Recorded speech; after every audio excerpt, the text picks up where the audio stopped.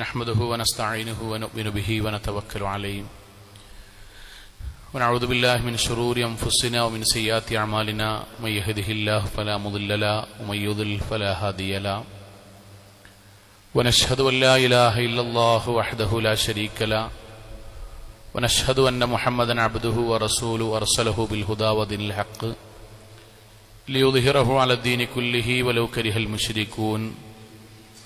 अल्लाहुम्मा सल्लि अला मुहम्मदिन व अला आलि मुहम्मद कमा सल्लैता अला इब्राहीम व अला आलि इब्राहीम इन्नका हमीदुम मजीद।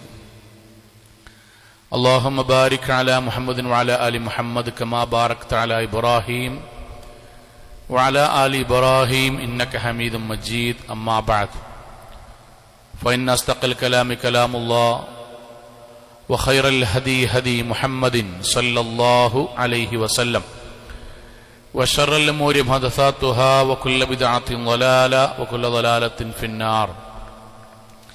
अऊज़ु बिल्लाहि मिनश शैतानिर रजीम। बिस्मिल्लाहिर रहमानिर रहीम।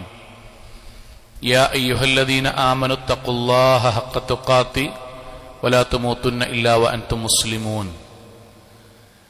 സ്നേഹാദരണീയരായ സത്യവിശ്വാസികളെ, വിശ്വാസിനികളെ, ജീവിതത്തിന്റെ എല്ലാ മേഖലകളിലും റഹ്മാനായ അള്ളാഹുവിന്റെ വിധിവിലക്കുകൾ കഴിവിന്റെ പരമാവധി സൂക്ഷിച്ച് നല്ല ഭക്തരായി ജീവിക്കണം എന്നെന്നോടെന്ന പോലെ ഓരോരുത്തരോടും ഉണർത്തുകയാണ്, വസിയ്യത്ത് ചെയ്യുകയാണ്. അള്ളാഹു നമ്മെ എല്ലാവരെയും അനുഗ്രഹിക്കുമാറാകട്ടെ. അള്ളാഹുവിന്റെ ഏറ്റവും മഹനീയമായ അടയാളമാണ് അവന്റെ സിംഹാസനം എന്നത്.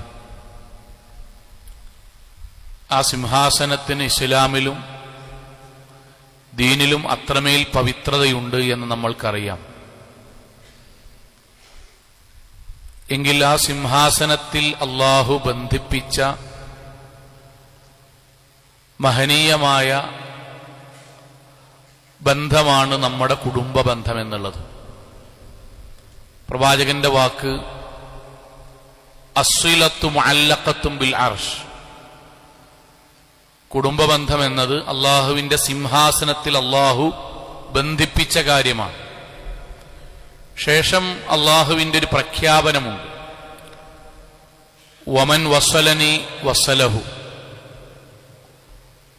വമൻ ഖതഅനി ഖതഅഹു.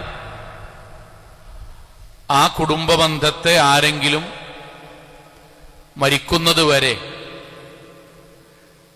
പരമാവധി സൂക്ഷ്മതയോടെ നന്മയോടെ വിളക്കിച്ചേർത്ത് ഇണക്കത്തോടെ സ്നേഹത്തോടെ കൊണ്ടുപോവുകയാണെങ്കിൽ അവനുമായിട്ടേ ലോകരക്ഷിതാവായ ഞാൻ ബന്ധം സ്ഥാപിക്കുകയുള്ളൂ. വമൻ ഖതഅനി ഖതഅഹു. ആ ബന്ധത്തെ ഒരാൾ നിസ്സാരമാക്കുകയും അയാൾ തോന്നിയതുപോലെ ജീവിക്കുകയും തന്നിഷ്ടപ്രകാരം ജീവിച്ച് അള്ളാഹു തന്ന മനോഹരമായ ഈ ബന്ധങ്ങളെ മുറിച്ചു കളയുകയും ചെയ്യുന്ന ആളിനോട് ഞാനും എന്നേക്കുമായി ബന്ധം മുറിക്കും. അള്ളാഹു നമ്മളോട് ബന്ധം ചേർക്കണമെങ്കിൽ, നമ്മളോട് കാരുണ്യം കാണിക്കണമെങ്കിൽ അള്ളാഹു നമ്മൾക്ക് തന്ന ബന്ധത്തെ നമ്മൾ വളരെ പവിത്രമായി തന്നെ കൊണ്ടുപോകണം. അത് നമ്മൾ നഷ്ടപ്പെട്ടു കഴിഞ്ഞാൽ അള്ളാഹു നമ്മളുമായിട്ടുള്ള ബന്ധം ഉപേക്ഷിക്കും എന്ന് നേർക്കുനേരെ പടച്ച തമ്പുരാന്റെ പ്രഖ്യാപനമാണ്. അതുകൊണ്ടാണ് കഴിഞ്ഞൊരു 3 മാസത്തോളമായി നമ്മൾ ഭാര്യാഭർത്തൃ ബന്ധത്തിലെ അടിസ്ഥാനപരമായ കാര്യങ്ങൾ പറഞ്ഞുകൊണ്ടേയിരിക്കുന്നത്. കഴിഞ്ഞ 2 ആഴ്ച നമ്മൾ പറഞ്ഞത് ദാമ്പത്യത്തിൽ ഉണ്ടാകുന്ന വിള്ളലുകൾക്ക് കാരണമാകുന്ന 2 ദുസ്വഭാവങ്ങളാണ്. ഒന്ന് അവിഹിത ബന്ധമാണ്, നമ്മൾ ഉപേക്ഷിക്കണം, ഇല്ലെങ്കിൽ കുടുംബം പൊട്ടും. 2 ആർഭാട അഹങ്കാര ജീവിതം കൊണ്ട് നമ്മുടെ ജീവിതത്തിൽ വരുന്ന പലിശയും കടവുമാണ്. അത് കുടുംബമില്ലാതെയാക്കും, പരലോകവും. അതിന്റെ ഒരു തുടർച്ചയെന്നോണം 1-2 കാര്യങ്ങൾ കൂടി പറയണം എന്ന് തോന്നുന്നു. കാരണം ഇത് നമ്മൾ അറിഞ്ഞു ജീവിക്കണം എന്നതുകൊണ്ടാണ്. തിരുത്തേണ്ടതുണ്ടെങ്കിൽ പ്രാർത്ഥനയോടുകൂടി തിരുത്തി ജീവിക്കണം എന്നതുകൊണ്ടാണ്. സഹോദരങ്ങളെ, പുതിയ കാലഘട്ടത്ത് സോഷ്യൽ മീഡിയകളും ഇന്റർനെറ്റിന്റെയും ഒക്കെ കാലഘട്ടത്ത് കുടുംബ ബന്ധം കൂടുതൽ സുദൃഢമാക്കാൻ കഴിയുന്ന ഉപകരണങ്ങളാണിതെല്ലാം. അത് നിലനിർത്തി കൊണ്ടുപോകുന്ന എത്രയോ ആളുകളുണ്ട്. പക്ഷെ ഈ കാലത്തും ഇത്തരം ഉപകരണങ്ങൾ കൊണ്ടുതന്നെ സ്വന്തം കുടുംബജീവിതം നാമാവശേഷമായി പോയ, അല്ലിച്ചില്ലിയായി പോയ എത്രയോ ആളുകളെ നമ്മൾക്ക് കാണാം. അതിൽ പുതിയ കാലഘട്ടത്തൊന്നുകൂടി ശക്തമായി വരുന്ന ചില അബദ്ധങ്ങളിൽ പ്രധാനമാണ് ദമ്പതിമാർക്കിടയിൽ ഉണ്ടായിട്ടുള്ള സംശയരോഗങ്ങൾ. സംശയരോഗം എന്ന് പറഞ്ഞാൽ ഭാര്യാഭർത്തൃ ജീവിതത്തിൽ പരസ്പരം എന്തിന്റെയെങ്കിലും ഒരു തുടക്കത്തിന്റെ പേരിൽ അവർ സംശയിച്ചു തുടങ്ങുക. ആ സംശയം പിന്നീട് സംസാരത്തിൽ സംശയമാകും, പെരുമാറ്റത്തിൽ സംശയമാകും, ഇടപാടുകളിൽ, ക്രയവിക്രയങ്ങളിൽ, യാത്രകളിൽ, ഉണരലിൽ, ഉറക്കത്തിലെല്ലാം ഈ സംശയം വേട്ടയാടിക്കൊണ്ടേയിരിക്കുക. പിന്നെ അതിന്റെ പിന്നാലെ പോവുക, പിന്നെ അത് തെളിയിക്കാൻ വേണ്ടി അജണ്ടയുണ്ടാക്കുക. എന്നിട്ട് അതിന്റെ അവസാനം ഒന്നുകിൽ ബന്ധം വേർപിരിയുകയോ, അല്ലെങ്കിൽ പക തീർക്കുകയോ, അല്ലെങ്കിൽ ഈ ദുനിയാവിൽ നിന്ന് കൊലപാതകം നടത്തുകയോ ചെയ്യുക. ഇത് മുമ്പില്ലാത്ത വിധം വർദ്ധിക്കുന്നു എന്നത് സത്യസന്ധമായ കാര്യമാണ്. ചിലപ്പോൾ ഇത് പറയുമ്പോൾ ഇതിനെക്കുറിച്ച് അത്രയൊന്നും സ്വന്തം അനുഭവിക്കാത്ത ആളുകൾക്ക് തോന്നും, ഒരു ഖുത്ബയിൽ പറയാൻ മാത്രമൊക്കെ സംശയം നമ്മുടെ കുടുംബത്തെ ബാധിക്കുന്നുണ്ടോ? പക്ഷെ സഹോദരങ്ങളെ, സംശയമുള്ള ഒരു ഇണയുടെ കൂടെ ജീവിക്കുന്ന ഒരാൾക്കറിയാം, അയാൾ അനുഭവിക്കുന്ന ഓരോ സെക്കൻഡും അയാൾക്ക് ഈ ജീവിതം മടുത്തിട്ടാണ് ജീവിക്കുന്നത്, അങ്ങേയറ്റം. നിങ്ങൾക്കറിയാം സഹോദരങ്ങളെ, ഓരോ ദിവസവും ഞാൻ നല്ലവനാണ്, ഞാൻ നിഷ്കളങ്കനാണ്, ഞാൻ പാപം ചെയ്യാത്തവനാണ്, ഞാൻ നിങ്ങളെ മാത്രം ഇഷ്ടപ്പെട്ട് ജീവിക്കുന്ന ഒരാളാണ് എന്ന് ഒരാളുടെ മുന്നിൽ തെളിയിച്ചുകൊണ്ടേയിരിക്കുക. 365 ദിവസവും ഞാൻ നല്ലവനാണ് എന്ന് തെളിയിക്കാൻ വിധിക്കപ്പെട്ട ഒരാളുടെ ജീവിതമാണ് സംശയമുള്ള ഒരാളുടെ കൂടെ ജീവിക്കുന്ന ഇണ എന്ന് പറയുന്നത്. ആണാകട്ടെ പെണ്ണാകട്ടെ, എത്രയോ കുടുംബങ്ങൾ തകർന്നു, എത്രയോ കുടുംബങ്ങൾ പിന്നീട് ഖേദമുണ്ടാകുന്നു. ആളുകളുടെ സംസാരം കേട്ട് തീരുമാനങ്ങളെടുത്ത് അവസാനം ഒഴിവാക്കി, ചർച്ചകൾക്ക് പോലും തീരുമാനിക്കാതെ ഒഴിവാക്കി, 6, 4, 7 മാസങ്ങൾക്ക് ശേഷം സത്യങ്ങളോ അവനവൻ തിരിച്ചറിഞ്ഞത് അബദ്ധങ്ങളാണ് എന്ന് തിരിച്ചറിയുമ്പോഴേക്കും കുടുംബവും മക്കളും മാതാപിതാക്കളുമെല്ലാം രണ്ടു ഭാഗത്തായി തിരിച്ചെടുക്കാൻ കഴിയാത്ത വിധം അകന്നു പോകുന്ന എത്രയോ കുടുംബമുണ്ട്. ഞാനെന്നും ആലോചിക്കാൻ, നല്ലൊരു വിവാഹം കഴിഞ്ഞു, നല്ലൊരു വിവാഹം, നല്ലൊരു പെൺകുട്ടി, നല്ല 2 കുടുംബങ്ങളാണ് വിവാഹത്തിലേർപ്പെട്ടത്.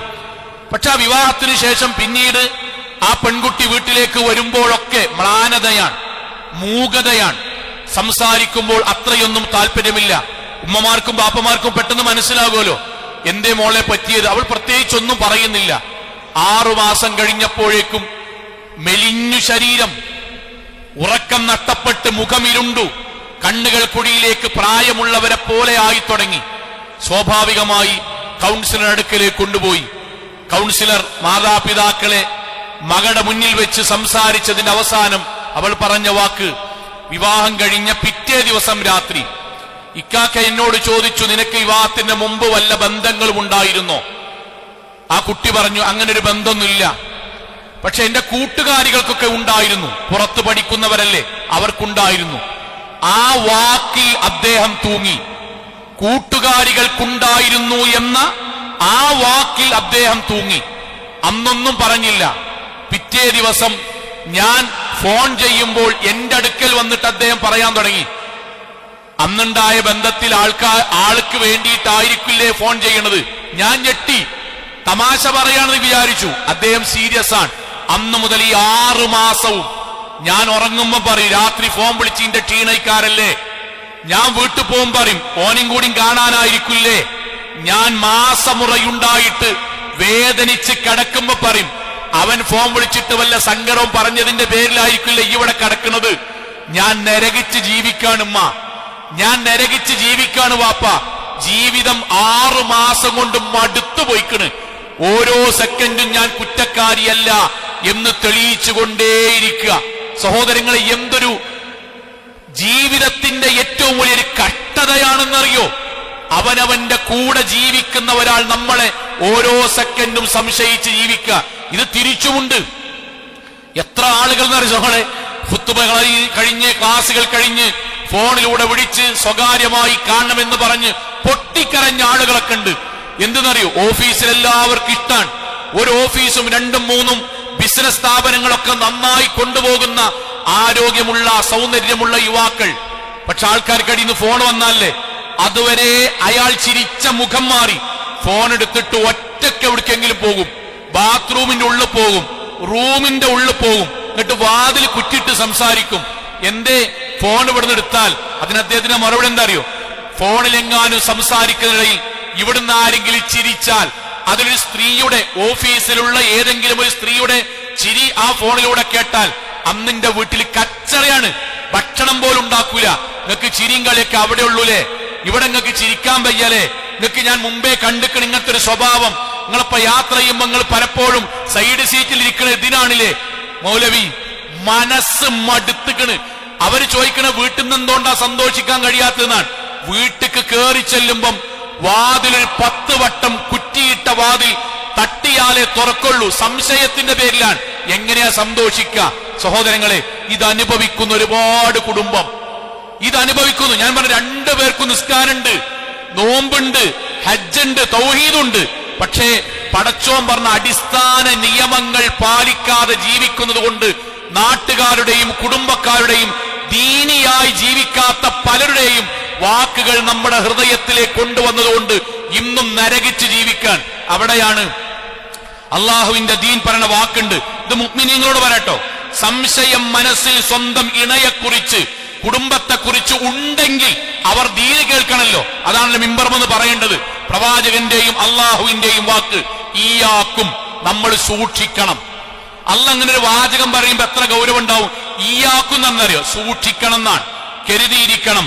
വവ്വന്ന, ആളുകൾ പറയുന്നതനുസരിച്ച് തീരുമാനമെടുക്കുന്ന ഊഹങ്ങളെ, കേട്ടുകേൾവികളെ, നമ്മുടെ മനസ്സിൽ വരുന്ന ധാരണകളെ ശരിക്ക് സൂക്ഷിക്കണം. ഫഇന്ന വന്ന അക്ദബുൽ ഹദീസ്. ലോകത്തെ ഏറ്റവും വലിയ കളവ്, ലോകത്തെ ഏറ്റവും വലിയ അക്ദബ്, സംസാരങ്ങളിൽ ഏറ്റവും വലിയ കളവ് ഊഹം വെച്ചുകൊണ്ട് സംസാരിക്കുകയും തീരുമാനമെടുക്കുകയും ചെയ്യുക എന്നതാണ്. സഹോദരങ്ങൾക്ക് അറിയോ, നമ്മുടെ മനസ്സിലേക്ക് ശൈത്താൻ ഒരു ചെറിയ പുൽനാമ്പ് പോലെ ഇട്ടരുള്ളൂ. പുൽനാമ്പ് പോലെ, പഴയ പോലെ സ്നേഹമില്ലേ, അതെത്ര വരിയുള്ളത്? പഴയ പോലെ സ്നേഹമില്ലേ എന്നത് ഒരു പേജിൽ എഴുതിയാൽ 1/2 വരിയുള്ളത്. ആ 1/2 വരിമ്മ ശൈത്താൻ ഇങ്ങനെ സാധാരണ നമ്മൾ കത്തിക്കുന്നത് പോലെ, ഉമിയിൽ കത്തിക്കുന്നത് പോലെ അവിടെ നിന്ന് കത്തിച്ച് അവസാനം അത് കാട് കത്തുന്നത് പോലെ നമ്മുടെ കുടുംബത്തെ ഇല്ലാതെയാക്കും. ഇത് ശ്രദ്ധിക്കണം നമ്മൾ ശരിക്ക്. നമ്മുടെ കുടുംബത്തിൽ ഉണ്ടാകും ഇങ്ങനെ, നമുക്കിടയിൽ ശൈത്താൻ ഉണ്ടാകും. സംശയം മനസ്സിക്ക് വന്നാൽ പിന്നെ ശൈത്താൻ എന്താ ചെയ്യാറിയോ? വിവേകത്തെ ഇല്ലാതാക്കും. പിന്നെന്താ അറിയോ? എനിക്ക് മനസ്സിലായി, അവിടെ നിന്ന് തുടങ്ങും. എനിക്ക് മനസ്സിലായി, ഇനി തെളിയിക്കാനാണ്. 1 സെക്കൻഡ് പോലും പടച്ചോനെ, എന്റെ പെങ്ങളെ പറ്റി അങ്ങനെ വന്നാൽ എന്റെ അളിയൻ എന്തു ചെയ്യണമെന്നാണ് ഞാൻ ആഗ്രഹിക്കുന്നത്, അതാണല്ലോ ഞാൻ ചെയ്യേണ്ടത്. ഒന്ന് ശാന്തമായിരുന്ന് ചെയ്യോന്നാലോചിച്ച്, അങ്ങനെ ഉണ്ടാകുമോ എന്ന് നമ്മൾ ചിന്തിച്ച്, നന്മ ആലോചിച്ച് വീണ്ടും ആവർത്തിച്ചാൽ ശരി, ഒന്ന് പരിശോധിക്കാം. ഈ അവധാനത ഉണ്ടാക്കൂല, ശൈത്താൻ തരൂല.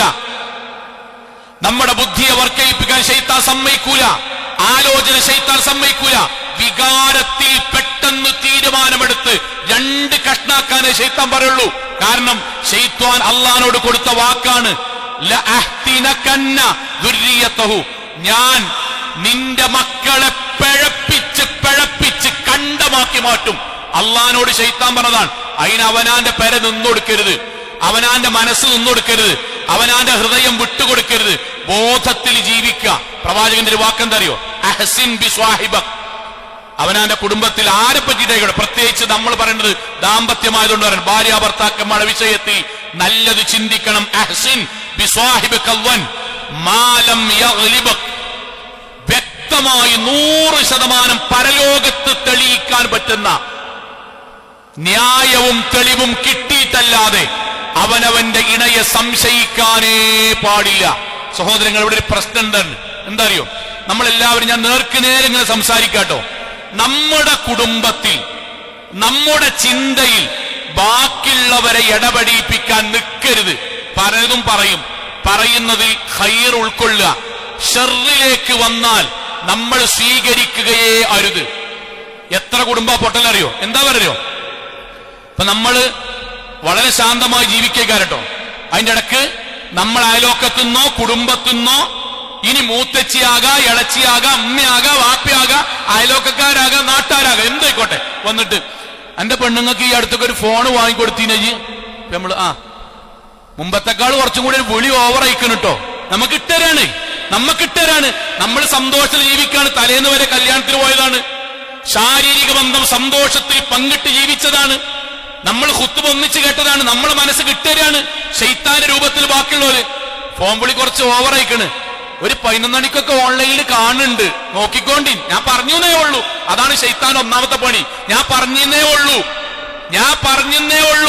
11 മണിക്ക് കാണുന്നുണ്ട്, നോക്കിച്ചോണ്ടി. പഴയ കാലല്ല, പുതിയ കാലാണ്. എന്താന്നറിയില്ല, 1-2 വാട്സപ്പ് ഗ്രൂപ്പിൽ ഇപ്പൊ ഈ അടുത്തോള് ജോയിൻ ചെയ്തിക്കണ്. മനസ്സിൽ ശൈത്താൻ വസുവാസ് ഉണ്ടാക്കി തുടങ്ങാൻ. സംശയം എന്ന് പറഞ്ഞത് എന്താ അറിയോ? ഒരു മരത്തിലേക്ക് പാറി വന്നിരിക്കുന്ന ഒരു കാക്കനെ പോലെയാണ്. മരണ്ടോ, കാക്ക വന്ന് പാറിയിരിക്കും. പക്ഷേ അവിടെ കാക്കയ്ക്ക് ഇരിക്കാനും കൂട് വെക്കാനും മുട്ടയിടാനും വിരിയിക്കാനും നമ്മൾ സമ്മതിച്ചാൽ അതാണ് സംശയത്തിനിട കൊടുക്കുക. കാക്ക വന്നിരിക്കുന്നു, ആട്ടിപ്പായിപ്പിക്കുന്നു, കാക്ക പോയി കഴിഞ്ഞു, അതോടുകൂടി പോയി കഴിഞ്ഞു. ആളുകൾ വന്നു പറയുന്നു, വിടുക, ഇന്റെ ഭാര്യയാണ്, ഇന്റെ കുടുംബാണ്, ഖൈറെ അവർ ചെയ്യൂ, ഇന്റെ മക്കൾ അമ്മയാണ്, ഇന്നത്രയും കാലം നോക്കിയതാണ്, അവർ പലതും പറഞ്ഞോട്ടെ. അല്ല, ആ കാക്ക വന്നിരുന്നിടത്ത് കൂടുകൂട്ടാനും മുട്ടയിടാനും വിരിയിക്കാനും നമ്മൾ സമയം കൊടുക്കുകയാണെങ്കിൽ തന്നെ ഉണ്ടേനിയോ? എന്നിട്ട് ഫോണിങ്ങനെ പോയി നോക്കിയിട്ട് ഓള് കാണാതെ അടുക്കളയിൽ പോകുമ്പോത്തിന് ഇവിടെ നിന്നാണ്ട് നോക്കുക, മൂപ്പരിങ്ങനെ പോകുമ്പോഴേക്കും ബാത്റൂം പോകുമ്പോഴേക്കും ഇവിടെ നിന്നാണ്ട് ലോക്കഴിപ്പിക്കുക. ഈ പരിപാടി നമ്മൾ ചെയ്തു തുടങ്ങിയോ, പിന്നെ തിരിച്ചു വരവ് അള്ളാഹു നൽകിയ സമാധാനം തിരിച്ചു കിട്ടാനും തിരിച്ചു വരവിനും ശൈത്താൻ സമ്മതിക്കൂല. ഇത് തിരിച്ചു ഭർത്താവിന്റെ വിഷയത്തിൽ അതേപോലെ ചിലരൊക്കെ ഇതിനു വേണ്ടി തുനിഞ്ഞിറങ്ങും കുടുംബത്തിന്ന്. അവനാന്റെ കുടുംബം ഏതായാലും പൊട്ടി, ബാക്കിയുള്ളവന്റെ സുഖിച്ച് ജീവിക്കാൻ അവർക്ക് ഇഷ്ടമല്ല. എന്നിട്ട് ഇങ്ങനെ വന്നിട്ട് പറയും ഇക്കാക്കാനൊക്കെ വിഷയത്തില്, മൂപ്പരിപ്പം പണ്ടത്തെ മാരുന്നത് ഒന്നും കൂടി ചൊറുക്കായിട്ട് ഒരുങ്ങൊക്കെ ഇറങ്ങണ്ടില്ലേ. അവനാന്റെ ഭാര്യനോട് ചോദിക്കാണ്, മൂപ്പരിപ്പോ ഓഫീസിക്ക് പോയാൽ കുറച്ച് നേരം വെക്കിയിട്ടൊക്കെ ആണില്ലേ, പണ്ടത്തെ പോലൊന്നല്ല, ഒന്ന് ഡ്രസ്സൊക്കെ ഒന്ന് കോർഡിനേഷൻ ഒക്കെ ചെയ്ത് മൂപ്പര് ഉഷാറായിട്ടാ പോണത്.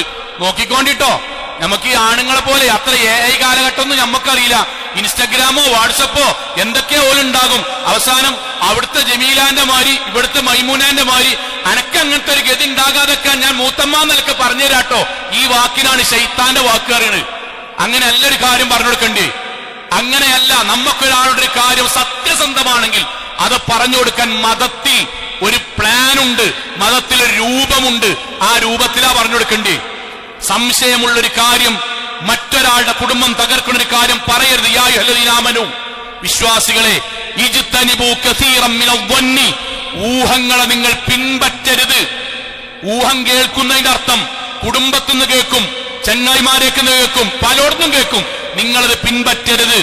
ഇന്ന ബഅദൽ ളന്നി ഇസ്മുൻ, അറിയുക, ഊഹങ്ങളിൽ കളവുണ്ട്, ചതിയുണ്ട്, വഞ്ചനയുണ്ട്, അത് പാപമാണ്. അയിമക്ക് മനസ്സ് കൊടുക്കരുത്. മനസ്സ് കൊടുത്തോ കുടുംബം പൊട്ടും. എന്നിട്ട് ഇങ്ങനെ പഴയ കാലം പുതിയ കാലം, ഓന്റെ ആങ്ങളക്കാ ബന്ധമുണ്ടേനോ, ഓൻ ഏട്ടത്തിക്കാ ബന്ധമുണ്ടേനോ, ഇങ്ങനെ ഒരുമിച്ച് കൂട്ടു ശൈത്താൻ. അയിമക്ക് നമ്മുടെ മനസ്സ് കൊടുത്താൽ എല്ലാവരും പറഞ്ഞെന്നോലക്കെട്ട് പോകും. അവസാനം നമ്മൾ മാത്രമാകും. പ്രവാചകന്റെ ഒരു വാക്കിന് ഇങ്ങനെ പറയണോലെ പറ്റിയിട്ട് നമ്മളെ നാവുന്ന വരാതെക്കാരുടെ പറഞ്ഞത്, നമുക്കൊരാളോട് നേർക്കുനേരെ കണ്ട ബോധ്യമുള്ള 100% പരലോകത്ത് തെളിയിക്കും, അതിന് സാധിക്കും എന്ന് ഉറപ്പുള്ളൊരു കാര്യം കുടുംബ ബന്ധത്തിന്റെ വിഷയത്തിൽ പറയാൻ പാടുള്ളൂ. സംശയം 99% ഉറപ്പും 1% സംശയമുള്ളൊരു കാര്യം, കുടുംബം പൊട്ടുന്നൊരു കാര്യം നമ്മുടെ നാവ് കൊണ്ട് പറയരുത്, നമ്മുടെ സോഷ്യൽ മീഡിയയിൽ എഴുതരുത്. അള്ളാഹു അനുവാദം തന്നിട്ടില്ല. സഹോദരങ്ങളെ, 100% ഉറപ്പുള്ളൊരു കാര്യം ഉമ്മാക്ക് മകളോട് പറയാൻ പറ്റുള്ളൂ. കുടുംബം പൊട്ടുമെങ്കിൽ ബാപ്പാക്ക് മകനോട് പറയാൻ പറ്റുള്ളൂ, ജേട്ടനും അനിയനും തമ്മിൽ പറയാൻ പറ്റുള്ളൂ. അല്ലെങ്കിൽ ചിന്തിക്കുവാനും ആലോചിക്കാനുള്ള സൂചനകൾ കുടുംബം പൊട്ടാത്ത രൂപത്തിൽ നൽകുക. എന്നിട്ട് അല്ലാഹുവിന്റെ റസൂൽ പറഞ്ഞ വാക്കുന്നത്, അലാ ഉഖ്ബിറുക്കും, ഞാൻ നിങ്ങൾക്ക് അറിയിച്ചു തരട്ടെയോ, ബിശർരിന്നാസ്, പടച്ചോൻ ഈ ലോകത്തെ ഏറ്റവും വെറുത്ത മനുഷ്യന്മാരെ നിങ്ങൾക്ക് പറഞ്ഞു തരട്ടെ. ആരാണവർ? അല്ലദീന യംശൂന ബിന്നമീമ, ആൾക്കാർക്കടിയിൽ ഈ ഫിത്തനും ഫസാദുമായിട്ട് ഇങ്ങനെ പോവും, ഈ ഫിത്തനും ഫസാദുമായിട്ട് പോവും. അന്റെ ഏട്ടത്തിനോട് അന്റെ കാക്ക് ഇങ്ങനെ കൂടുതൽ മുമ്പത്തെ പോലെ ഉണ്ടല്ലോ, ഒരു മിമ്പർമെന്ന് പറയാൻ വശത്തരാന്നറിയാം. അതുകൊണ്ട് പറയാൻ നമ്മളെ നാട്ടില് ഉണ്ടിട്ടോ, പണ്ടത്തെ കൂടുതൽ യാത്ര ഉണ്ടിട്ടോ, ബിസിനസ് ട്രിപ്പ് കൂടുതൽ ഉണ്ടിട്ടോ, ഒരുപാട് കമ്മിറ്റിയിൽ മെമ്പറാണിട്ടോ, കരുതിന്നട്ടോ ഇതിങ്ങനെ പറയുന്ന ആൾക്കാരില്ലേ. എന്നിട്ട് വയുഫർരിഖൂന ബൈന അഹിബ്ബ, സ്നേഹത്തിൽ നിന്നിരുന്ന രണ്ടുപേരെ പിരിക്കുക, അതിനുവേണ്ടി ഫിത്തനും ഫസാദും ഉണ്ടാക്കുക. ഉമ്മാരോടും ബാപ്പാരോടും ഏട്ടന്മാരും കുടുംബക്കാർ എല്ലാവരും അറിയാം. നമ്മളെ കുടുംബത്തിൽ നമ്മുടെ മക്കൾക്കാട്ടെ ആർക്കാട്ടെ ഇങ്ങനെ വിഷയം വരുമ്പം ആദ്യം പ്രതികരിക്കണം അറിയോ, മോളെ എങ്ങനെ ഉണ്ടാവൂല, നമുക്ക് ഇൻഷാ അല്ലാഹ് സംസാരിക്കാം. അപ്പോഴേക്കും ഉമ്മാരെ വാപ്പാരെ അപ്പോഴേക്കും വികാരം കയറി. എനിക്ക് കല്യാണത്തിന് അന്നെന്നെ ഉറപ്പേനി, ഓലെ പെരക്കാരെ ചേലും കോലം കണ്ടപ്പോ തന്നെ എനിക്ക് ഉറപ്പേനി, ഓല വരവണ്ടപ്പോ തന്നെ എനിക്ക് ഉറപ്പേനി. അങ്ങനെ പറയുന്നത് ശൈത്വാനീയത്തിന്റെ ഭാഗമാണ്. ചെയ്യരുത്. അള്ളാഹുവിന് ഏറ്റവും വെറുപ്പുള്ള കാര്യമാണ് സംശയത്തിന് ഇട കൊടുക്കുന്ന വർത്തമാനം നമ്മൾ നിന്നുണ്ടാകുക എന്നുള്ളത്. എന്നിട്ട് ആൾക്കാർ എന്തൊക്കെ നിങ്ങൾ ചെയ്യണറിയോ, ഭാര്യയും ഭർത്താവ് പറയാതെ പെരന്റെ സൈഡ് കൊണ്ട് CCTV വെക്കുക. അവനാന്റെ ഇണന്റെ CCTV വെക്കുക. അയലോക്കക്കാരനോടും നാട്ടിലത്തെ രണ്ടാൾക്കാരും നോക്കിക്കാൻ വേണ്ടി പറയാം. അവനാന്റെ പെണ്ണുങ്ങളെയും അവനാന്റെ മാപ്പിളിനെയും നാട്ടാരെ ഏൽപ്പിക്കാം. പെരീക്കാരെങ്കിലും വരുന്നുണ്ടോ പോകുന്നുണ്ടോ, മൊബൈൽ ഷോപ്പാറിന്റെ കയ്യിൽ ഫോൺ എടുത്താണ്ട് കൊടുത്താണ്ട് കഴിഞ്ഞ ഒരു മാസത്തെ ഹിസ്റ്ററി എടുക്ക്. നീ ഹിസ്റ്ററി എടുത്തു, അതുകൊണ്ട് എന്താ കിട്ടുന്നത്? എന്റെ നാട്ടിലുള്ള മറ്റൊരാൾക്ക് അവനവന്റെ ഭാര്യയുടെ വൃത്തികേടുകൾ കാണിച്ചു കൊടുക്കേ. എന്താ നിങ്ങൾ വികാരം കൊണ്ട് ചെയ്യണത്? ഒരു പക്വം നമുക്ക് വേണ്ടേ?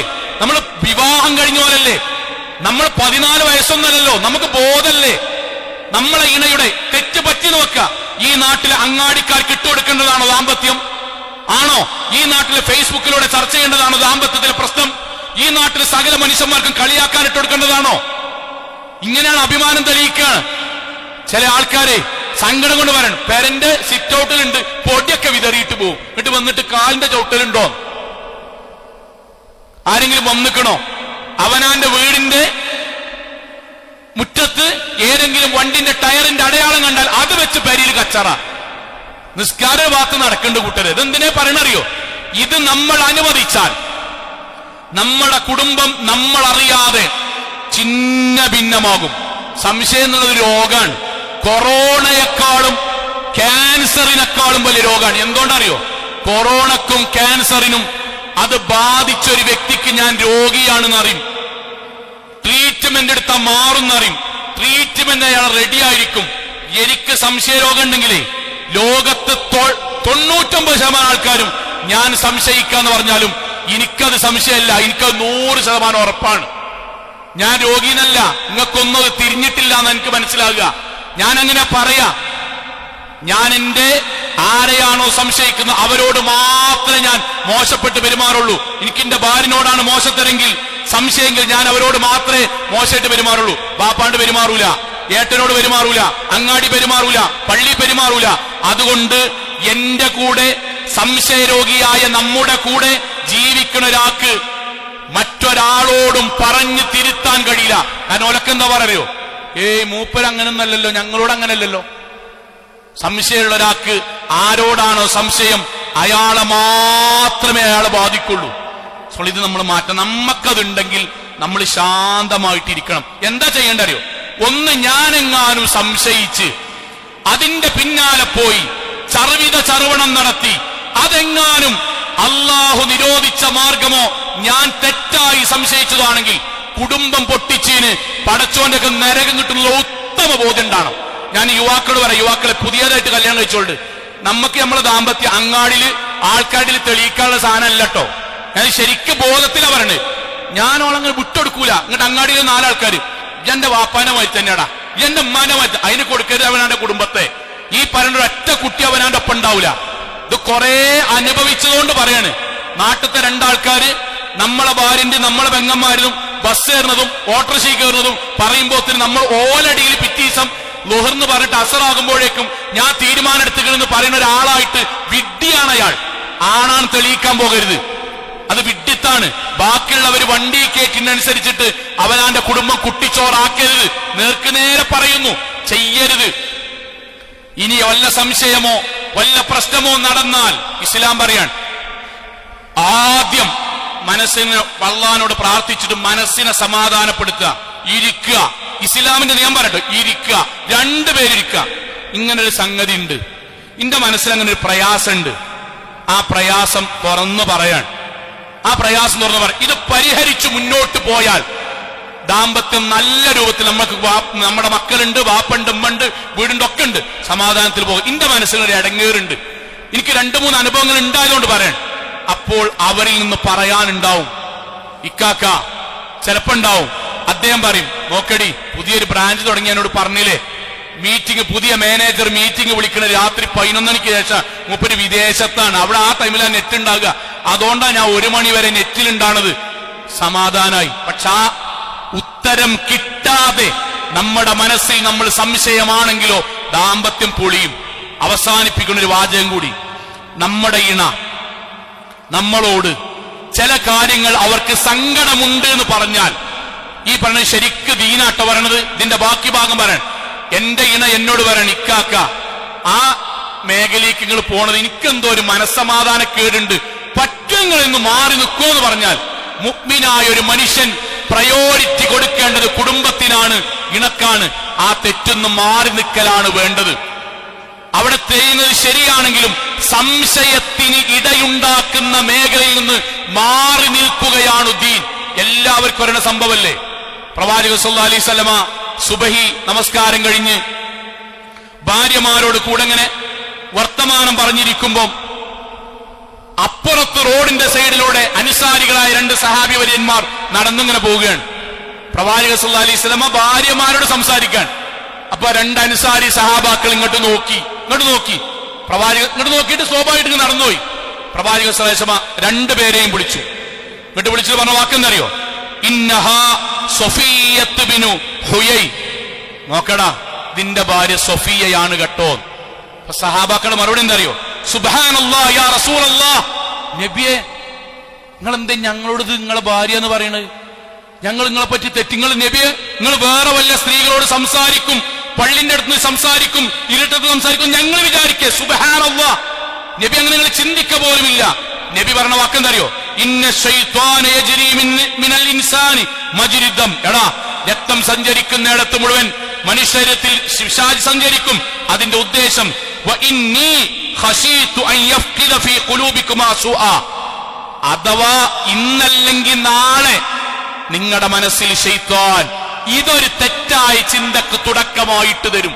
എന്നാലും 2 കൊല്ലം മുന്നേ നബി അങ്ങനെ ഇരുട്ടത്ത് 2-3 സ്ത്രീകളൊപ്പം നിന്നീനേലോ എന്നത് ശൈത്താൻ അന്നിട്ട് തരും. നമ്മളവിടെ പൂർണ്ണമായ ന്യായല്ലേ? ഞാൻ എന്റെ ഭാര്യനോടാ സംസാരിക്കണത്, ഓൻ തെറ്റിദ്ധരിക്കണേ, ഓനെ തെറ്റിദ്ധരിച്ചോട്ടെ, ഓന് നേരം കിട്ടിക്കോട്ടെ. നബി അതല്ല പഠിപ്പിച്ചത്. അതുകൊണ്ടാണ് നമ്മുടെ ഉലമാക്കൾ പറഞ്ഞു, എന്ത് കള്ളിഷാപ്പിന്റെ തൊട്ടടുത്തുള്ള ജ്യൂസ് കടയിൽ നിന്ന് ജ്യൂസ് കുടിക്കൽ തെറ്റാണ്, കറാഹത്താണ്. തെറ്റല്ല, കറാഹത്താണ്. അതെന്തുകൊണ്ടാണ്? തെറ്റിദ്ധാരണയ്ക്ക് വിധേയമാകുന്ന കാര്യത്തിൽ മാറിക്കണം. സഹോദരിമാരെ, സഹോദരങ്ങളെ, സാന്ദർഭികമായിട്ട് വരാൻ സംശയിക്കരുത്. സംശയം കുടുംബം തകർക്കും, അത് ഇസ്ലാമിക വിരുദ്ധമാണ്. അതോടൊപ്പം സംശയത്തിലേക്ക് എത്തിപ്പെടുന്ന വഴികൾ ഇല്ലാതെയാക്കലും ഈമാനിന്റെ ഭാഗമാണ്. അതുകൊണ്ടാണ് ഖുത്ബയിൽ പറഞ്ഞ പോലെ, എന്റെ ഭാര്യ എന്നോട് ഫോണ് ചോദിച്ചാൽ എന്തിനാ അനക്കിന്റെ ഫോണ് എന്ന് ചോദിക്കാൻ ഭർത്താവിന് അവകാശമല്ല, ഭാര്യക്കുമില്ല. വാട്സപ്പിന്റെ ലോക്ക് എന്താ നോക്കുമ്പം അനക്കെന്തിനാ എന്റെ ലോക്ക് എന്ന് ഭാര്യക്കും ഭർത്താവിനും തിരിച്ചു വയ്ക്കാൻ ഒരവകാശമല്ല. കാരണം അവർക്കിടയിൽ ആത്മാർത്ഥമായ ബന്ധം ദീനിൽ ഉണ്ടാകണം. അപ്പോഴേ സംശയമില്ലാതിരിക്കൂ. അത് നമ്മൾ ഉണ്ടാക്കണം. അവസാനിപ്പിക്കുന്നു. സംശയം കുടുംബങ്ങളെ തകർത്തുകൊണ്ടേയിരിക്കുന്നു. നമുക്കുണ്ടെങ്കിൽ നമ്മൾ ഉടനെ മാറുക. നല്ലത് ചിന്തിക്കുക, തുറന്ന് സംസാരിക്കുക. നമ്മളെ കുറിച്ചാണെങ്കിൽ സംശയത്തിന് കാരണമാകുന്ന പ്രവർത്തനം ഉണ്ടെങ്കിൽ അതിൽ നിന്ന് മാറി നിൽക്കുക. പരിശുദ്ധ ഖുർആനിന്റെ ആയത്ത് എന്നും മനസ്സിലുണ്ടാവുക. ഫലാ തത്തബിഉ ഖുതുവാത്തി ശൈത്വാൻ. ശൈത്വാന് നമ്മുടെ ജീവിതം നമ്മൾ കൊടുക്കരുത്. അവൻ നമ്മുടെ കുടുംബത്തെ തകർത്ത് തരിപ്പണമാക്കി തരും. അയക്ക് പോകരുത്. കാരണം ഇന്നഹു ലക്കും അദുവുൻ മുബീൻ. അവൻ നമ്മുടെ മുഖ്യമായ ശത്രുവാണ്. ആ ശൈത്താന്റെ സംസാരിക്കുന്ന പലരും ഉണ്ടാകും. ഗൾഫിൽ നിന്ന് വിളിക്കും, നാട്ടിൽ നിന്ന് വിളിക്കും, വാട്സപ്പിൽ മെസ്സേജ് അയച്ചരും, വോയിസ് റെക്കോർഡ് അയച്ചരും ഒക്കെ ചെയ്യും. സഹോദരങ്ങളെ, കുടുംബം തകർന്നാൽ പിന്നീട് തിരിച്ചെടുക്കാൻ കഴിയില്ല. സംശയത്തിന്റെ പേരിൽ ഒഴിവാക്കിയാൽ പിന്നീട് കുറ്റബോധം കൊണ്ട് ജീവിക്കേണ്ടി വരും. അത് നമ്മുടെ സ്വന്തം ജീവിതത്തെയും പരലോകത്തെയും ബാധിക്കും. അള്ളാഹു കാത്തുരക്ഷിക്കുമാറാകട്ടെ.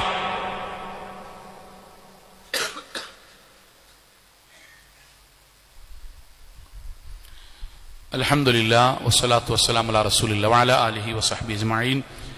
അമ്മാ ബഅദ് തഖുല്ലാഹി ഇബാദല്ലാഹ്. ഒരിക്കൽ കൂടി അള്ളാഹുവിനെ സൂക്ഷിച്ചുകൊണ്ട് ജീവിക്കണം എന്ന് എന്നോടെന്ന പോലെ ഓരോരുത്തരും ഉണർത്തുകയാണ്. സഹോദരങ്ങളെ, വിശാലമായി പറയേണ്ട ചില ഏരിയകൾ പെട്ടെന്ന് പറഞ്ഞു പോവുകയാണ്. പ്രവാചകൻ സല്ലല്ലാഹു അലൈഹി വസല്ലമയുടെ അടുക്കിലേക്ക് ഒരു സഹാബി വന്നു. നബിയെ, എന്റെ ജീവിതം വിജയിക്കാൻ ഞാൻ എന്താ ചെയ്യേണ്ടത്? പ്രവാചകൻ സല്ലല്ലാഹു അലൈഹി വസല്ലം അദ്ദേഹത്തെ അറിയുന്നത് കൊണ്ട് അദ്ദേഹത്തോട് പറഞ്ഞു, ലാ തഗ്ളബ്. എടാ, നമുക്ക് മുൻകോപം കുറച്ച് കൂടുതലാണ്, കോപിക്കരുത്.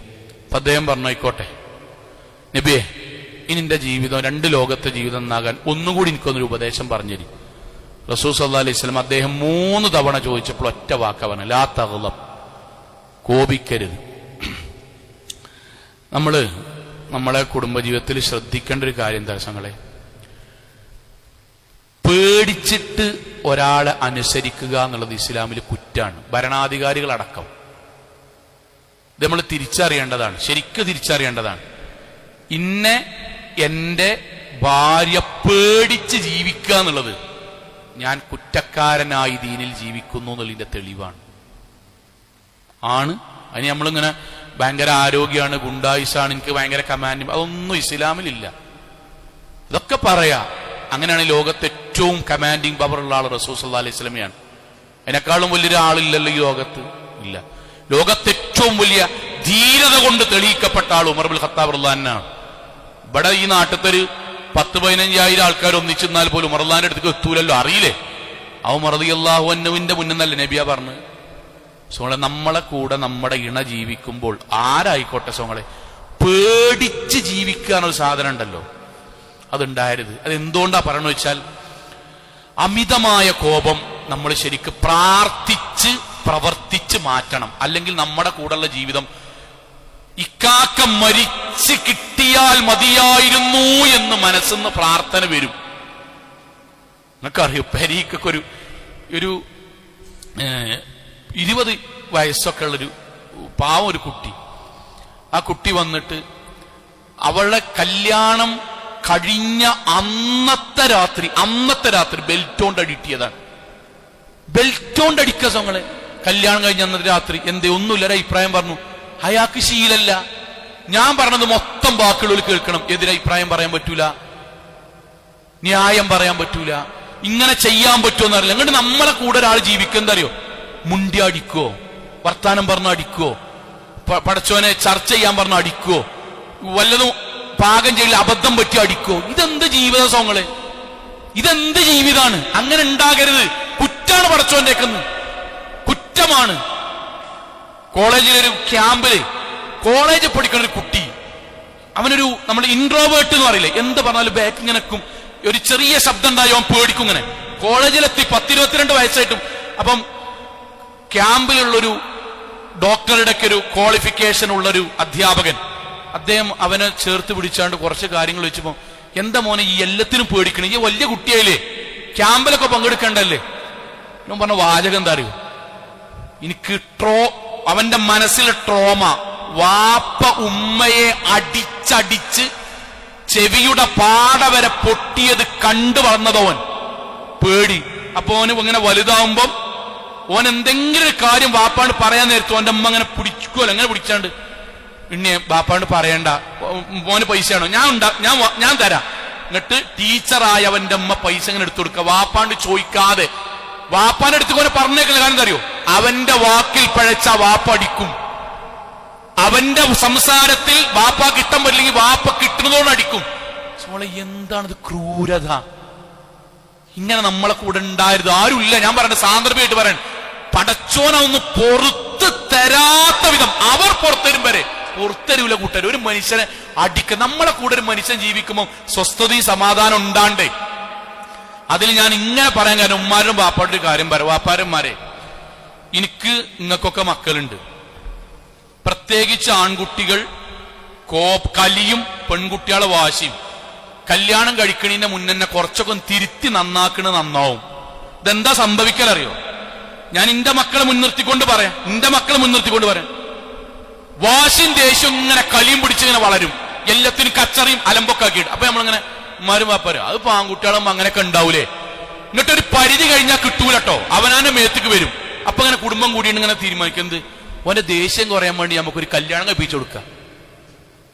ദേഷ്യം കുറയാൻ വേണ്ടി കല്യാണം കഴിപ്പിക്കേ. ദേഷ്യം കുറയാനും വാശി കുറയാനും കല്യാണം കഴിപ്പിക്കേ. അതെന്ത് നീതിയാണ്? ഇന്റെ വീട്ടിൽ നിന്ന് ഇന്നെ കൊണ്ട് നിയന്ത്രിക്കാൻ കഴിയാത്ത ഒരാളെ ഞാനൊരു പാവം പെൺകുട്ടിന്റെ തലയിൽ വെച്ച് കൊടുക്കുക. ഇങ്ങോട്ട് പറയാൻ ഓള് നന്നായിക്കോളും. എന്നിട്ട് കുറെ അടിയും കുത്തും കൊണ്ടിട്ട് ആ കുട്ടി സാധു വന്നിട്ട് നമ്മളെ ഉമ്മാട് വന്നിട്ട് നോക്കി കാക്കങ്ങനെ അടിക്കുന്നുണ്ട്. ഉമ്മാരിങ്ങനെ വന്നിട്ട് ഇതൊക്കെ പോരാ അടിയ. ഞാൻ എന്റെ ബാപ്പളിന്റെ ഒക്കെ ഒരു 6 കൊല്ലം നിരത്തി കിട്ടിക്കണം. ഇങ്ങോട്ട് എനിക്കൊരു പ്രശ്നമല്ലല്ലോ. തത്വം പറഞ്ഞങ്ങനെ ജീവിക്കുക. അത് ക്രൂരതയാണ്. ചെയ്യരുത്. ദയവേത് അവനാന്റെ മക്കളോട് പറയണം, യുവാക്കളെ, നമുക്ക് കലി ഉണ്ടാവും. ചിലപ്പോ ചക്കന്മാർ പറയും ഞങ്ങൾക്ക് ഭയങ്കര ടററാന്നൊക്കെ പറയും. പുതിയ ഭാഷയില് ടററാന്നൊക്കെ പറയും. ജീവിതത്തിന് പറ്റൂല. നമ്മള് നബി പറഞ്ഞ വാക്കാണ്, എന്റെ വാക്കാണ്, നബി പറഞ്ഞ വാക്കാണ്. ലാ തഗ്ളബ്, മോനെ അമിതമായിട്ട് കോപിച്ച ജീവിക്കാൻ സുഖം ഉണ്ടാവൂല. അനക്കന്നെ സുഖം ഉണ്ടാവൂല, തീരെ സുഖം ഉണ്ടാവൂല. കൂടെ ജീവിക്കുന്ന ആൾക്കാർക്ക് പെട്ടെന്ന് നമുക്ക് എന്താ തോന്നറിയോ? ആ വാശിയും ആ ദേഷ്യം കഴിഞ്ഞാൽ ഞാൻ മാപ്പ് വയ്ക്കാണ്. ഒറ്റ അനുഭവം പറയട്ടെ മനസ്സിലാക്കാൻ വേണ്ടി. ചെറിയൊരു കഥയുണ്ട്. ഒരു മകൻ അമിതമായ ദേഷ്യം വന്നുകൊണ്ടിരിക്കുകയാണ്. വാപ്പ അവനെ ഗുണപാഠം പഠിപ്പിക്കാൻ വേണ്ടി പറഞ്ഞൊരു കഥയുണ്ട്. മനസ്സിൽ ഒരാൾക്കെങ്കിലും എഫക്റ്റ് ഉണ്ടാകാൻ വേണ്ടി മോനോട് പറയണം, മോനെ ദേഷ്യം വരുമ്പോഴൊക്കെ വാപ്പ ഒരു മരപ്പലകയും ഒരു ചുറ്റികയും ഒരാണിയും ആ കുട്ടിന്റെ കൈ കൊടുത്തിട്ട് പറയാൻ, ദേഷ്യം വരുമ്പോഴൊക്കെ ഈ മരപ്പലകയിൽ ആണി അടിക്കണം. ഒരു ദേഷ്യം എപ്പോഴാണോ കലി വരുന്നത് അപ്പൊ ഒരു ആണി എടുക്കുക. പിന്നെ കലി വരുമ്പോ രണ്ടാമത്തെ ആണി അടിക്കുക. ആദ്യത്തെ ദിവസം ഒരു 10 ആണിക്കൊനെ അടിച്ചു. കാരണം വ്യത്യസ്ത സമയത്ത് വരികയാണ്. പിന്നെ അങ്ങനെ കുറഞ്ഞു വന്നു. അവസാനം തീരെ ആണി അടിക്കാതെ അവന്റെ കോപം അസ്തമിച്ചു. അവൻ സന്തോഷത്തോടെ വാപ്പാനോട് പറഞ്ഞു, വാപ്പ ഇന്നൊരു ആണി അടിച്ചിട്ടില്ല, കലി വന്നിട്ടില്ല. വാപ്പ നേരെ അവൻ ആദ്യം അടിച്ച ആണികൾ ഓരോന്നോരോന്നായി പലകയിൽ നിന്നിങ്ങനെ അടർത്തി മാറ്റി അവന്റെ കൈ കൊടുത്തിട്ട് വെച്ചു. പലകപ്പം എങ്ങനെ ഉണ്ട് ചോദിച്ചു. പലകയിൽ പഴയ അടയാളമുണ്ട്, ആണി കയറിയ. നമ്മളെ പെണ്ണുങ്ങളും കുട്ടികളെ അടിക്കുക, പാത്രത്ത് എറിയ, തെറി വിളിക്കുക. ജനിച്ച കുട്ടി വരെ എനിക്ക് സംശയമുണ്ട് എന്നൊക്കെ പറയുന്ന ആൾക്കാരുണ്ട്. തോന്നിയാസം. വയറ്റിലുണ്ടാണ് കുട്ടി വരെ ഇന്റതല്ലാന്ന് എനിക്ക് സംശയമുണ്ട് എന്ന് പറഞ്ഞ വൃത്തികെട്ട വാക്ക് പറയുന്ന ആൾക്കാരുണ്ട്. എന്നിട്ട് അതേ നാവ് കൊണ്ട് തന്നെ അള്ളാന്റെ കിതാബ് ഓതും. സങ്കടം കൊണ്ടാ പറയണത്. ഇതൊക്കെ പറഞ്ഞിട്ട് അവസാനം ബെഡ്റൂമിൽ വന്നിട്ട് ഞാൻ രാവിലെ എന്നോട് ഇങ്ങനെ പറഞ്ഞതൊക്കെ എന്റെ ഒരു ഇതായിട്ട് എടുത്തോ. നമ്മളെ അവർ ശ്രമിച്ചേക്കാം, പക്ഷെ ആ മുറിവുണ്ടല്ലോ, മരിച്ചുപോയ വാപ്പാന വരെ കബറി കിടക്കണ വെല്ലിപ്പാന വരെ തെറി പറഞ്ഞ ആ വാക്കുണ്ടല്ലോ, അതവര് പുറത്തന്നെ തരേണ്ടി വരും. നമ്മളെ നമ്മൾ ശീലിക്കുക, വുളുണ്ടാക്കുക, അല്ലാണ്ട് പ്രാർത്ഥിക്കുക. പടച്ചോനെ അമിതമായ കോപം ഉണ്ടാകരുതേ, പടച്ചോനെ അമിതമായി ജീവിതത്തിൽ സംശയാലുവായിട്ട് ജീവിക്കുന്ന അവസ്ഥ ഉണ്ടാകരുത് എന്ന് പ്രാർത്ഥിക്കുക. അള്ളാഹു അനുഗ്രഹിക്കുമാറാകട്ടെ. നമ്മുടെ ജീവിതത്തിൽ അള്ളാഹുവിന് പ്രിയപ്പെട്ടവരായി ജീവിക്കുവാൻ അള്ളാഹു നമ്മൾക്ക് തൗഫീക്ക് നൽകുമാറാകട്ടെ. അള്ളാഹുവെ, അറിഞ്ഞും അറിയാതെയും ചെറുതും വലുതും രഹസ്യവും പരസ്യവുമായി ഞങ്ങളുടെ ജീവിതത്തിൽ സംഭവിച്ചിട്ടുള്ള മുഴുവൻ അബദ്ധങ്ങളും പോരായ്മകളും റഹ്മാനായ നാഥ നീ ഞങ്ങൾക്ക് വിട്ടുപുറത്ത് മാപ്പാക്കി തന്നമേ റഹ്മാനെ. അള്ളാഹുവെ, കത്തിയാൾ നരകത്തിൽ നിന്നും കഠിനമായ ശിക്ഷയിൽ നിന്നും അതിശക്തമായ പരലോകത്തിൽ വിചാരണയിൽ നിന്നും നാഥ നീ ഞങ്ങളെല്ലാവരെയും കാത്തുരക്ഷിക്കണമേ റഹ്മാനെ. അള്ളാഹുവെ, ഞങ്ങളുടെ കുടുംബം ഞങ്ങളുടെ സ്വഭാവങ്ങൾ കൊണ്ടോ ഞങ്ങളുടെ പെരുമാറ്റങ്ങൾ കൊണ്ടോ ഞങ്ങളുടെ അറിവില്ലായ്മ കൊണ്ടോ തെറ്റുകളിലേക്കോ അബദ്ധങ്ങളിലേക്കോ അസ്വസ്ഥതകളിലേക്കോ പോയിട്ടുണ്ടെങ്കിൽ റഹ്മാനായ നാഥ ആ കുടുംബത്തെ സമാധാനമുള്ളതാക്കുകയും ഞങ്ങളുടെ സ്വഭാവത്തിൽ നിനക്കിഷ്ടപ്പെട്ട പോലെ പരിവർത്തനം നൽകി അനുഗ്രഹിക്കുകയും ചെയ്യണമേ റഹ്മാനെ. അള്ളാഹുവേ, ഞങ്ങളുടെ മാതാപിതാക്കൾ, ഉസ്താദുമാർ, ഗുരുനാഥന്മാർ എല്ലാവർക്കും നാഥ നീ സ്വർഗം നൽകി അനുഗ്രഹിക്കണമേ റഹ്മാനെ. അള്ളാഹുവെ ഞങ്ങളുടെ വരുമാനങ്ങളിൽ നീ ബർക്കത്ത് ചൊരിയണമേ റഹ്മാനെ. അള്ളാഹുവെ ഞങ്ങളിൽ നിന്ന് മരണപ്പെട്ടു പോയവർക്ക് ഖബറിടം വിശാലമാക്കി കൊടുക്കണമേ റഹ്മാനെ. അള്ളാഹുവെ ഫലസ്തീനിലെ ഗസയിലെ ഞങ്ങളുടെ കുടുംബക്കാർക്ക് നാഥ, ഞങ്ങളുടെ മക്കൾക്ക് നാഥ സമാധാന അന്തരീക്ഷം, സ്വസ്ഥമായ അന്തരീക്ഷം നാഥ നീ തിരിച്ചു നൽകി അനുഗ്രഹിക്കണമേ റഹ്മാനെ. അള്ളാഹുവെ ആ നാട്ടിൽ സമാധാനവും സന്തോഷവും നാഥ നീ തിരിച്ചു നൽകി അനുഗ്രഹിക്കണമേ റഹ്മാനെ. അള്ളാഹുവെ അവിടെ ആക്രമിക്കുന്ന, ആ നാട്ടിൽ തീവ്രവാദ പ്രവർത്തനങ്ങൾ നടത്തുന്ന ധിക്കാരികൾക്കും തോന്നിവാസികൾക്കും നാഥ നിന്യത വരുത്തേണമേ റഹ്മാനെ. അള്ളാഹുവെ പാവങ്ങളെ കൊന്നെടുക്കുന്ന തീവ്രവാദികൾക്ക് നാഥ നീ നിന്യത നൽകണമേ റഹ്മാനെ.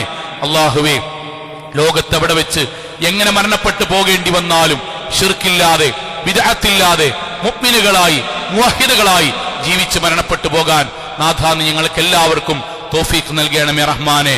അല്ലാഹുമ്മ ഗ്ഫിർ ലിൽ മുഅ്മിനാത്ത് വൽ മുസ്ലിമീന വൽ മുസ്ലിമാത്ത് അൽ അഹ്യാഇ മിൻഹും വൽ അംവാത്ത് ഇന്നക മുജീബു ദഅവാതി യാ ഖാദിയൽ ഹജാത്ത്. അല്ലാഹുമ്മ അജ്ർനാ മിനൻ നാർ, അല്ലാഹുമ്മ അജ്ർനാ മിനൻ നാർ, അല്ലാഹുമ്മ അജ്ർനാ മിനൻ നാർ.